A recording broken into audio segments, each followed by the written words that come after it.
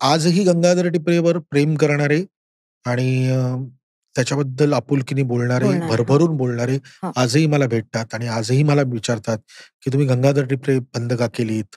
हं. जे प्रभावळकरांचं आणि माझं एकमत होतं, हां. की प्रभावळकर मला म्हणाले होते, दिलीप भैया, की "केदार कधी बंद करणार सीरियल?" पहिल्याच दिवशी विचारलं. हां. आणि तेव्हा आठवड्याला एकदाच लागायची. एकदाच लागायची. हां. तर मी काय कॉन्फिडन्स माझा असेल तेव्हा मला माहित नाही. 175 एपिसोड्स. हां. एवढे होणार या पुस्तकावर? म्हटलं नाही, आपण इलॅबोरेट. वेगवेगळ्या गोष्टी इन्कॉर्पोरेट करू, पण कॅरेक्टर्स हेच असतील. 175 म्हटलं हो. 3.5 वर्ष आम्ही ती एपिसोड्स करत होतो. 175 ला बंद केली आहे सीरियल.